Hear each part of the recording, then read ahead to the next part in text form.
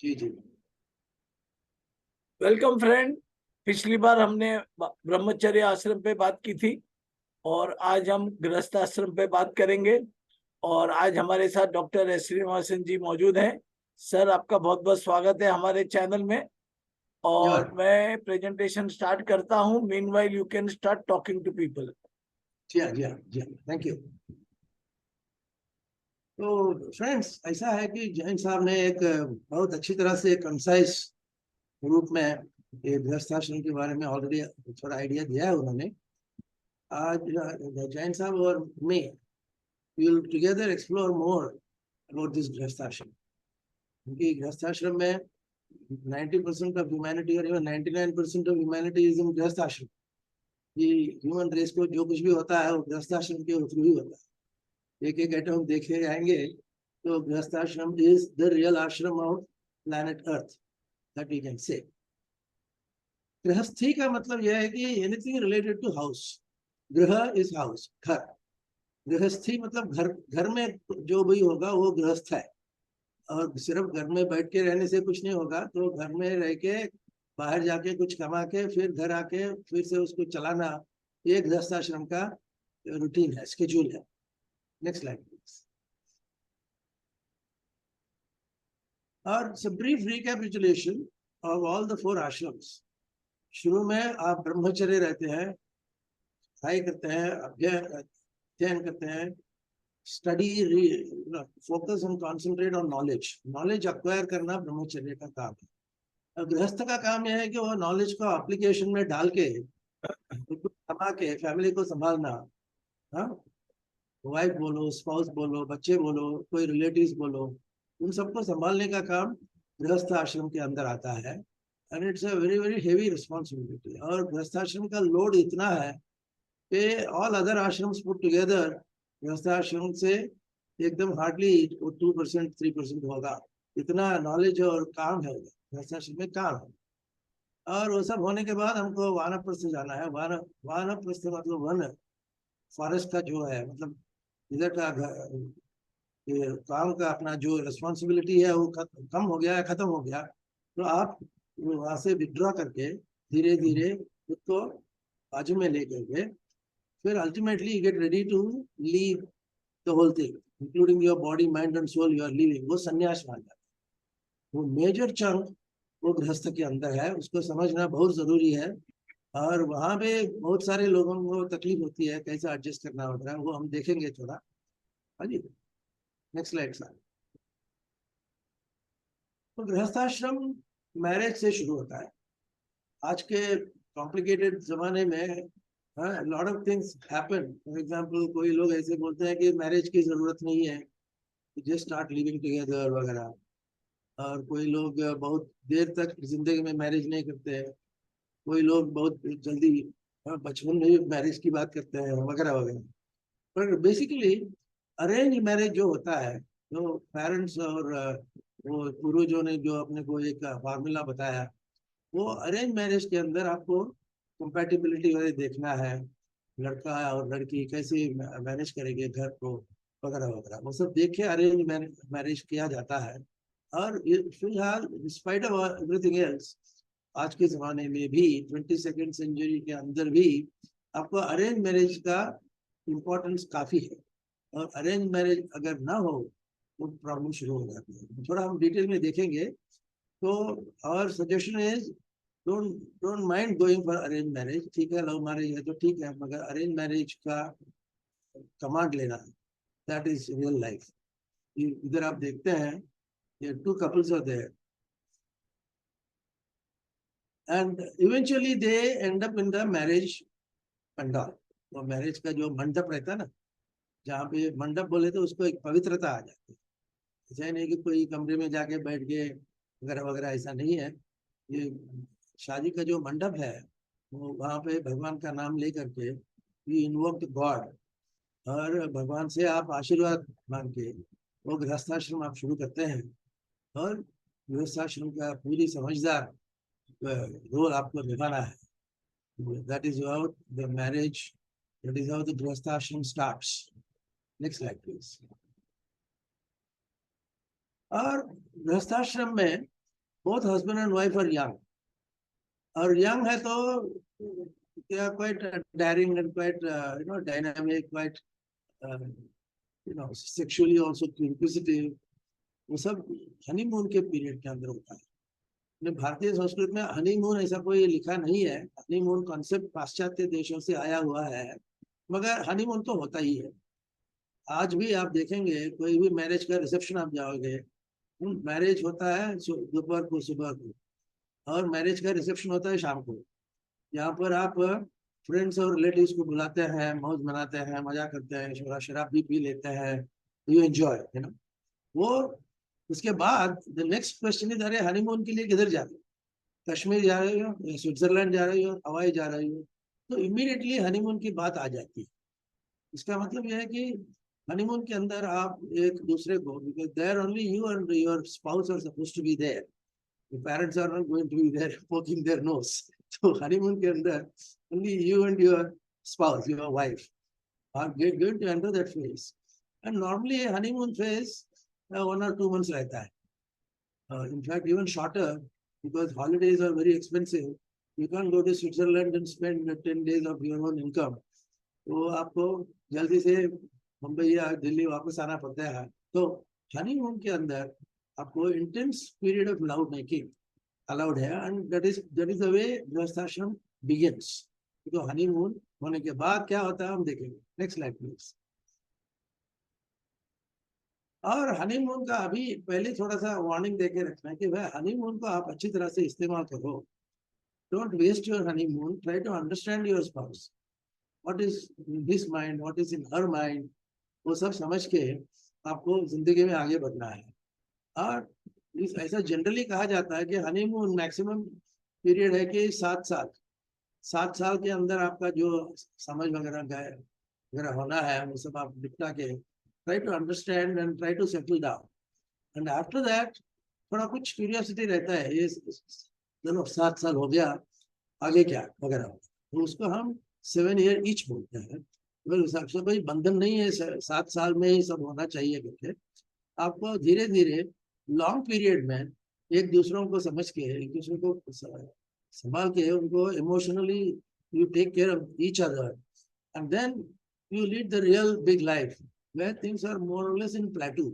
वो लेवल पे आ जाता है.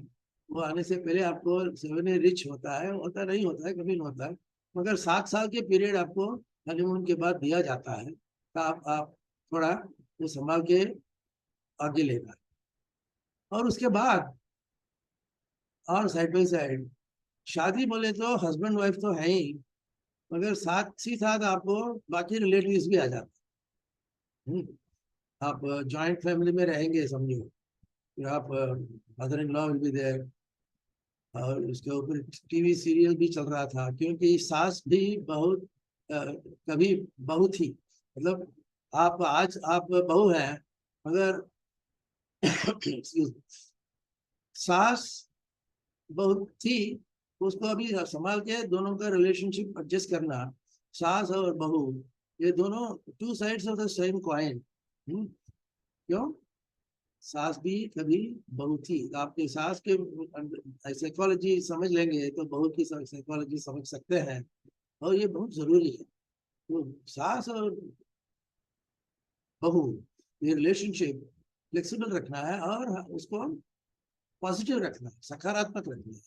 सास और बहू को कॉम्पिटिटिव स्पिरिट में नहीं लाने, क्योंकि बहुत लोगों के मन में ऐसा एक गलत फहमी है कि भाई आप you got married to a man, then his man's wife will start feeling jealous. फिर झगड़ा शुरू हो जाता है, मगर वो सब नहीं होना चाहिए.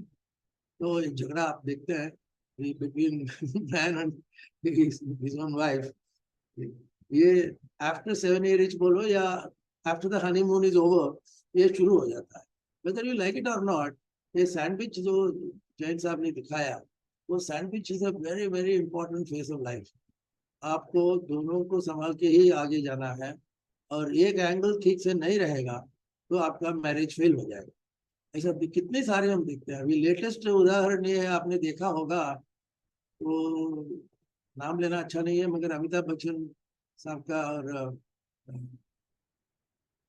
the seniors persons in that relationship, they couldn't get along with juniors वगैरह वगैरह कहते हैं। तो सीनियर जूनियर को संभाल के रहना वो बहुत जरूरी है। और इन द मीन टाइम आपको मैरिटल ब्लिस चालू रखना है। ऐसा नहीं है कि हनीमून के बाद इमीडिएटली आप पूरा रिलेशन एकदम ठंडा कर देंगे, फिर वो गलत बात है, क्योंकि वो रिलेशनशिप बिल्ड करने का टाइम है और तोड़ने का टाइम नहीं है। रिलेशनशिप चालू रखिए, उसको मजबूत करना वो मैरिटल ब्लिस के अंदर आता है। आप सकारात्मक हैं, आपके स्पाउस को आप प्यार करते हैं और आपके स्पाउस को आप सब अकोमोडेटिव रोल देते हैं, तो वो मैरिटल ब्लिस के अंदर आता है।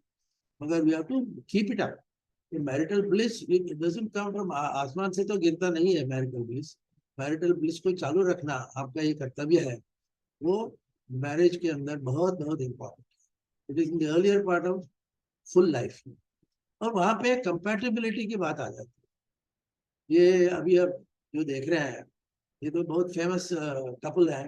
हाँ, ऐश्वर्या राय बोलिए और अभिषेक बच्चन बोलिए, बहुत फेमस मैरिज हुआ उनका मुंबई शहर में। सारे शहर को उन्होंने शादी के टाइम पे हिला दिया। हाँ, अगर मगर इसमें दोनों का हस्बैंड वाइफ का कंपैटिबिलिटी नहीं रहेगा तो मैरिज फेल होने वाला है। तो कंपैटिबिलिटी बोला तो क्या, आपका जो टेस्ट है, बर्ताव है, लाइक्स एंड डिसलाइक्स है, और वो सब आपके स्पाउस के मिले जुले रहते हैं, तो उसको हम कंपैटिबल बोलते हैं। उदाहरणार्थ, आपको सुबह उठ के ब्रेकफास्ट को आपको इडली खाना है और आपका स्पाउस को लगता है कि नहीं, ब्रेकफास्ट को हम ब्रेड स्लिस खाएंगे, तो शुरू हो जाता है, झगड़ा हो जाता है, इनकम्पैटिबल हो जाता है। और हर एक चीज के अंदर इनकम्पैटिबिलिटी आ जाती है। आपको घर लेना है, भाड़े में लेना है क्या खरीद के लेना है, या फलाना नौकरी करनी है, कौन से टाइप का नौकरी करनी है, खुद का शुरू करना है क्या और कुछ करना है, ये सब सभी हर एक चीज के अंदर आपको कंपैटिबिलिटी होना बहुत जरूरी है। वो नहीं होगा तो आप दोनों के बीच में गैप हो जाता है, वो क्रैक हो जाता है, आपका रिलेशनशिप क्रैक होना शुरू हो जाता है। And this has to be prevented. एक दफा रिलेशनशिप क्रैक होना चालू हो गया तो उसको दुरुस्त करना आसान नहीं है। बोलते हैं कि इन्हें कर देंगे, हम निपटा देंगे, कर देंगे, ऐसा नहीं होता। और मैरिज में हस्बैंड एंड वाइफ के अंदर एक मौका दिया जाता है। हर एक रात आपको मौका दिया जाता है कि आपका जो वो सारे दिन के अंदर आपने जो झगड़ा वगड़ा किया वो सब खत्म करके रात के टाइम पे आप प्यार मोहब्बत से रहेंगे तो आपको ये बाकी प्रॉब्लम्स नहीं होंगे। तो इन शॉर्ट एक डेडलाइन रखा जाता है, आप उसको डेडलाइन समझिए, या वो डेडलाइन के अंदर आपको मैन एंड वाइफ, उन दोनों के बीच में जो भी डिफरेंसेस होगा, जो भी झगड़ा होगा, वो सबको रात को बेडरूम के अंदर जाने से पहले क्लियर कर देना। ये एक फार्मूला है, अगर आप ये इसको मानेंगे तो your marriage will be a success, complete success. अगर वो नहीं रहेगा तो ये मैरिज विल फेल।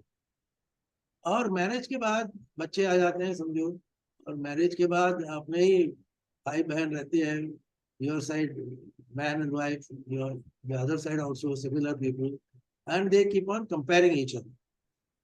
उसमें समझो आप अरेंज मैरिज में पर्टिकुलरली या जॉइंट फैमिली में, जॉइंट फैमिली में एक ब्रदर एक दूसरे ब्रदर को संभालते हैं, अंडरस्टैंडिंग नहीं कर पाएगा, उसको टॉलरेट नहीं कर पाएगा। एक one brother is becoming very successful in business and the other brother gets jealous, you know, कोई भी हो जेलसी शुरू हो जाती है, उसको हम राइवलरी बोलते हैं, जेलसी बोलते हैं।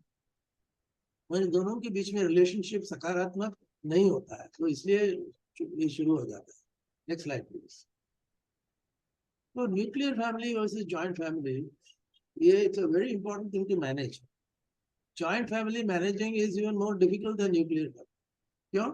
इसमें हजारों फैक्टर्स आ जाते हैं, हजारों रिलेटिव्स आ जाते हैं, हजारों फ्रेंड्स आ जाते हैं, आप उन सबको संभाल के रहना, वो फिर भी वो जॉइंट फैमिली को निभाना बहुत बड़ा मुश्किल काम है, मगर करना तो पड़ेगा आपको, because not every family is a nuclear family. आज भी कितने भी एडवांसेस होते हुए भी समझो किसी ने वर्ली सरफेस में या कहीं एक 4 बेडरूम फ्लैट ले लिया। 4 बेडरूम क्यों लिया भाई? चार ही हम तो 4 ब्रदर्स हैं, हमको 4 बेडरूम चाहिए, ठीक है, मगर वो 4 ब्रदर लेकर के आजू बाजू में वो देखता है कि what is the other brother doing, वो किससे फोन करता है, क्या खाना खाता है, क्या ही करता है, वो करता है। जॉइंट फैमिली में ये गॉसिपिंग शुरू हो जाता है। जॉइंट फैमिली के अंदर पॉलिटिक्स इतना शुरू हो जाता है कि unless you are careful, you have to be careful, and it is possible to bring harmony, but you have to be careful. तो ब्लिस जो होता है, don't take it for granted. तो आपको इफ रियली नेसेसरी आपको law की भी जरूर मदद लेना पड़ता है। There are a lot of people who threaten to go to court. अभी भी आप देखेंगे न्यूज़पेपर में, आप पढ़ते होंगे 15 दिन हो गया, 20 दिन हो गया, 2 महीने हो गए, धीरे धीरे धीरे झगड़ा शुरू हो जाता है। कारण क्या? वो सुबह मेरी बीबी कॉलगेट टूथपेस्ट पसंद करती है, मुझे कॉलगेट के अच्छा नहीं लगता है, मुझे आयुर्वेदिक कुछ आइटम दे दो। वहां से शुरू हो जाता है। सुबह ब्रेकफास्ट में view point should be good वगैरह वगैरह। तो क्लियर करने के लिए आपको कम्युनिकेशन स्किल डेवलप करना बहुत जरूरी है। एक पॉइंट आपको किसी से रखना है, बोलना है, बताना है, तो वो किस तरह से डिप्लोमेटिकली और विद प्यार मोहब्बत से हम आप दूसरों को कम्युनिकेट करेंगे, उतना आपको मैरिज मजबूत रहेगा। तो communication skills are extremely important, particularly after marriage, particularly after joint families coming up. तो ये स्किल्स को आपको वो नहीं करके अच्छी तरह से निभा के आगे जाना बहुत जरूरी है। विदाउट विच फैमिली गृहस्थ आश्रम बन नहीं पाएगा। Next slide please. तो ये तो क्लासिक एग्जाम्पल है, सिबलिंग राइवलरी, ब्रदर का ब्रदर झगड़ा। तो महाभारत में सब देखने को मिलता है, महाभारत में सब कुछ देखते हैं। तो झगड़ा का जो देखते हैं, कुरुक्षेत्र बोले तो द बिगेस्ट झगड़ा ऑफ ऑल झगड़ास, कुरुक्षेत्र। उसके अंदर तो आपको ये समझ में लेके ये यार अभी हम जो कुछ कर रहे हैं, ये कुरुक्षेत्र जो कर रहे हैं, ये problem is partly with me, the problem is with me and the problem is with also the other fellow. वो दोनों को समझ के फिर आपको एक दिन बैठ के बात करना है। यार देखो, ये ऐसा झगड़ा करने में कोई मतलब नहीं है, अननेसेसरी मैरिज बिगड़ जाती है, अननेसेसरी आपके लड़के और लड़कियां बिगड़ जाते हैं, दे गेट एंग्री, उनका भी आप पीस ऑफ माइंड उड़ा देते हो। ये सब आराम से बैठ के बात करने से आपको सिबलिंग राइवलरी और brother to brother, sister to sister, brother to sister love affection जो होगा, वो आप उसको अच्छी तरह से निभा सकते हैं। और ये excuse me, तो ये सब समझने के लिए एम्पैथी की जरूरत है। एम्पैथी बोले तो क्या? एक इमोशनल इंटेलिजेंस बोलते हैं हम, आपने सुना होगा, हमने एक सेशन भी किया था और जैन साहब ने अच्छी तरह से आपको समझाया। तो इमोशनल इंटेलिजेंस के अंदर आप इंटेलिजेंट हो, ठीक है, मगर आप दूसरों को इंटेलिजेंट समझ पाएंगे कि नहीं? एक घर के अंदर you are very intelligent, you are very good in mathematics, you are very good in management, you are very good in sales marketing, but you are not able to understand the other fellows emotions. तो उसको दूसरों का emotion को understanding करने का जो item है, उसका नाम है एम्पैथी। सिंपैथी आपने सुना होगा, एम्पैथी उसका डीप है। आप दूसरों का इमोशन समझ के उसके हिसाब से आप रहेंगे, बर्ताव करेंगे, जमा सारी जमाना को, दुनिया को आप उसी रिलेशन के साथ आप निभाएंगे, तो एम्पैथी आ जाती है। इसको मॉडर्न मैनेजमेंट टर्मिनोलॉजी में एम्पैथी बोलते हैं, मगर घर के अंदर your mother and sister and your grandfather may not use the word empathy, but they will see that ये दूसरों का इमोशनल कंपैटिबिलिटी, अंडरस्टैंडिंग है कि नहीं, वो देखना बहुत जरूरी है। ऐसे दिस एस्पेक्ट्स आर देयर, और बहुत सारे अदर एस्पेक्ट्स भी होंगे। मैं जैन साहब को रिक्वेस्ट करूंगा कि आप can kindly throw more light on this. Thank you so much, Dr. Saab. What I have learned that people think ब्रह्मचर्य में ही लर्निंग चाहिए, बाद में कुछ सीखने का जरूरत नहीं है, but learning continues. In fact, deeper learning continues. Practical learning continues. So the best formula I have found that whatever people are, whatever situation is, ठंडी है, गर्मी है, पहला सबको एक्सेप्ट करो। एक्सेप्ट करने से क्या होता है? कॉन्फ्लिक्ट खत्म हो जाता है। अगर आपने किसी को एक्सेप्ट किया तो there is no choice, you to adjust. तो you have to do lot of adjustment, adaptability भी उसका नाम है। और सबसे बड़ा क्वालिटी जो इस टाइम पे चाहिए कि you have to be adaptable so that you can handle situation very well. and you have to also appreciate people, appreciate everything, so that your mind is very focused, clear, peaceful, loving, and at the same other people are also liking you. So that is also one thing. Third thing is this is a very responsible phase. In fact, everybody has to be responsible in all stages of life, but here responsibility is more dominant. So you have to be learning, you have to be adaptable, and you have to be responsible and take the process properly. क्योंकि इसकी आगे की journey भी जो है, यहाँ जी आपने क्या किया है उसके ऊपर जाने वाली है। जी हाँ जी हाँ जी हाँ हाँ, तो ये बहुत जरूरी है ये सब टाइम निकालना। और कभी कभी लोग इसमें बहक जाते हैं, जी जी तो कोई पैसे के लोभ में चला जाता है, कोई लिकर में चले जाता है, कोई अलग अपोजिट सेक्स में चला जाता है। तो वो सब नहीं करके अपना फोकस करके you जी have to make our life beautiful. Doctor, ji thank you so much for coming and enlightening all of us. Thank you so much. Thank you very much, thank you. Thank you.